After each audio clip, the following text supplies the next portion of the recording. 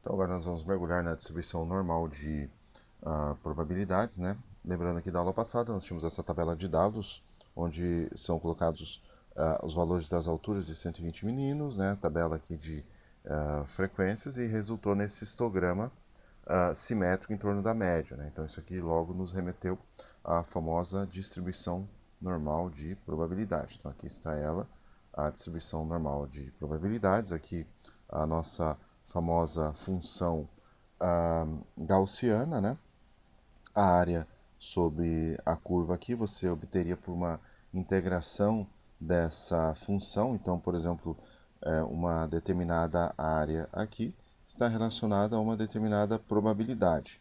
Mas nós não vamos ficar integrando aqui função gaussiana à torto e direito, porque já fizeram isso para nós, né? Esses valores são tabelados. Então, nós vamos aprender a usar as tabelinhas, né? É ótimo isso.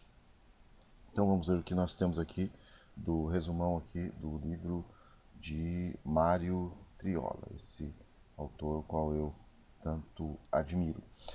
Então, conceito-chave que nós temos aqui. Então, nessa seção, nós temos a distribuição normal padrão. Tem gente que chama de distribuição normal padronizada, né? Então, o que é? Você tem um gráfico em forma de sino, a média populacional é 0 e o desvio padrão 1. Então, isso aqui é importante lembrar. Média 0, desvio padrão populacional 1. Então, quais são as habilidades que nós vamos desenvolver aqui? Então, desenvolver a habilidade de encontrar áreas ou probabilidades ou frequências relativas correspondentes a várias regiões sob o gráfico da distribuição normal padrão. Encontrar os scores Z correspondente às áreas sob o gráfico. Então, aqui você tem a distribuição normal de probabilidades, né? A curva, né? A área total é 1, né? Vamos lembrar alguma coisinha aqui. Você tem aqui a média 0 e esse eixo Z corresponde à distância de um determinado valor em relação à média, digamos assim, a distância em desvios padrão. Então aqui você tem mais um até menos um desvios padrão. Será que a minha memória está certa? Ó, alguma coisa como 68%, 68% dos valores caem entre mais e menos um desvio padrão da média, né?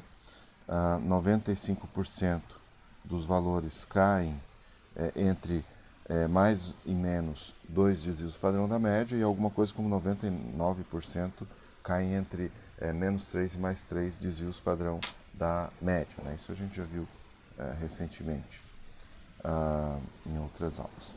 A notação aqui para probabilidade, né, que nós vamos ter que lidar, né? Então, notação.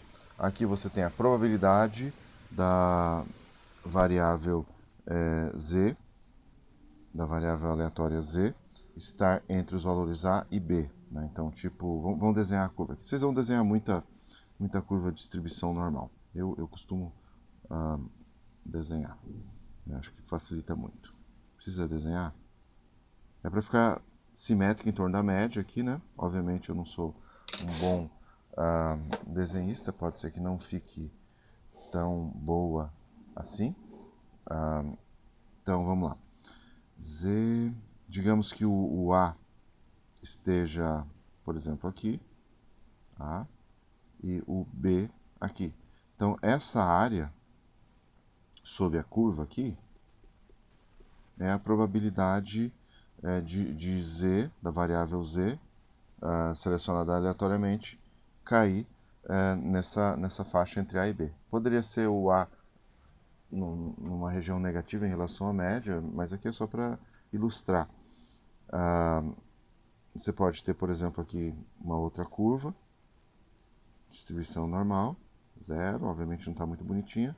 Probabilidade de Z menor do que A. Digamos que o A esteja aqui agora. Então a probabilidade da variável aleatória z cair nessa região. Então, isso é como a anotação, né? Como você entender a anotação. A gente vai usar especialmente a tabela A2 aqui do livro do Triola. Bom, uma nota, né, sobre...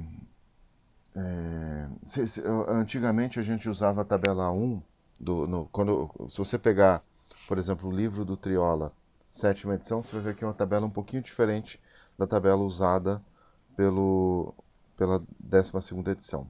A tabela da 12ª edição é essa tabela A2 aqui, que nós vamos usar, mas não tem muita diferença, os resultados são os mesmos, basta você entender aqui a anotação da tabela.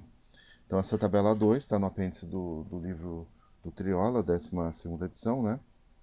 Então o que nós temos aqui? Na tabela, vamos pegar aqui a tabela PDF mesmo, deixa eu ver se eu consigo colocar aqui, acho que vocês estão conseguindo ver, né? Então essa é a tabela A2 do livro do Triola. Você vê que ele tem um desenho aqui que nos ajuda a trabalhar, né, para entender a tabela, né? Você tem duas partes dessa tabela, z's negativos e z's positivos.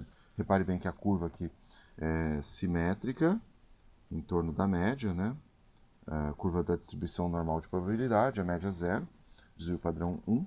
Então, nessa tabela, a coluna à esquerda corresponde aos valores da variável z. Repare que vai até a primeira casa aqui à esquerda, e a segunda casa você vai encontrar aqui na linha superior da tabela. Então aqui, primeira coluna, e na linha superior você tem o valor de z. Então, repare aqui que z vai de 0. Quando z é 0, a área obviamente é 0,5. Então aqui no corpo da tabela, que você pode ver, no corpo da tabela, você tem áreas sob a curva. E o valor de z aqui você encontra na primeira coluna e na primeira linha. A primeira linha vai te dar aqui a segunda casa depois da vírgula, né?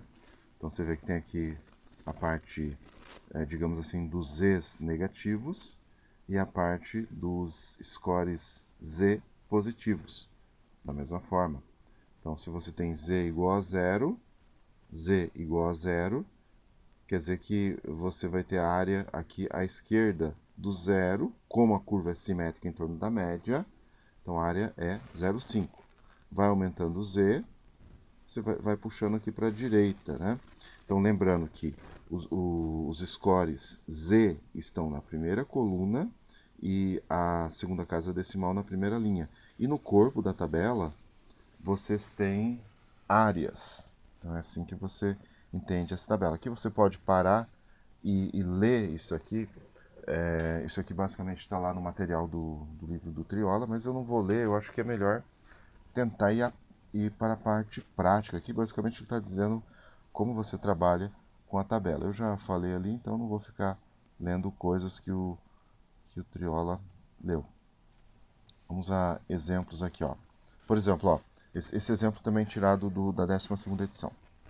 Então, ó, um teste de densidade mineral óssea pode ser útil para identificar a presença de osteoporose. O resultado do teste é comumente medido como um score Z, que tem uma distribuição normal, com média 0 e desvio padrão 1. Um adulto selecionado aleatoriamente é submetido a um teste de densidade óssea. Encontre a probabilidade de que o resultado da leitura seja inferior a 1,27. Muitas vezes os alunos, e eu mesmo, costumo desenhar. Às vezes você desenha, ajuda no entendimento. Então aqui você tem o eixo X, e você tem a curva simétrica em torno da média. 0 aqui, o eixo X aqui, na verdade é o eixo Z, né? Desculpem. Então, ele quer saber, encontre a probabilidade de que o resultado da leitura seja inferior a 1,7. Então, digamos que 1,7 está aqui, 1,27. Então você sabe que essa área aqui à esquerda é 0,5, ele quer saber essa área à esquerda do zero é meio, né? Porque a curva é simétrica. Ele quer saber essa área toda. Então você procura aqui o 1,2, depois a segunda casa aqui, o 7, né? E aqui está a área. Então a área 0,8980. Nós vamos fazer muitos exercícios para trabalhar isto daqui, né? Tem mais exemplos aqui, ó. Usando o mesmo teste de densidade óssea, encontre a probabilidade de que uma pessoa selecionada aleatoriamente tenha um resultado acima de -1. Então, um resultado acima de -1, como é que a gente faz? Então, vamos pegar a tabela. Vamos pegar aqui os scores negativos. Então, repare que primeira coluna te dá os scores Z, primeira linha te dá a segunda casa decimal, e o corpo da tabela te dá as áreas sob a curva. Repare que as áreas à esquerda desse Z. Então vamos pegar aqui Você sabe que a área toda sob a curva é 1. Ele quer saber vamos ver aqui, rever aqui o enunciado. Usando o mesmo teste de densidade óssea, encontre a probabilidade de uma pessoa selecionada aleatoriamente ter um resultado acima de -1. Então ele quer saber a área acima de -1. Então vai ser 1 menos essa areazinha aqui. Vamos procurar 1 aqui. Então é -1 na verdade. 0,1587. Então vai ser 1 menos 0,1587. Então é o que está aqui. Esta é a área. É assim que a gente trabalha. No começo fica um pouco confuso, mas a gente vai fazer muitos exercícios a partir da próxima videoaula. Outro exemplo aqui, só para concluir essa aula, que já está um pouco longa demais. Então, uma leitura de densidade óssea, ele quer saber a probabilidade de uma leitura de densidade, uma leitura de densidade óssea entre -1 e -2,5 indica que o sujeito tem osteopenia. Então, uma leitura entre -1 e -2,5 tem osteopenia. Então aqui, -1, ele quer saber essa área aqui, ó, a área entre -2,5 e -1. Então, como é que você vai fazer? Você vai pegar, deixe-me pensar aqui, essa área menos essa área aqui, à esquerda de -1, menos a área à esquerda de -2,5, e aí você vai ter justamente essa área aqui. Vou fazer, a partir da próxima aula, exemplos que vão deixar esse tipo de cálculo muito mais claros. Então, até a próxima aula.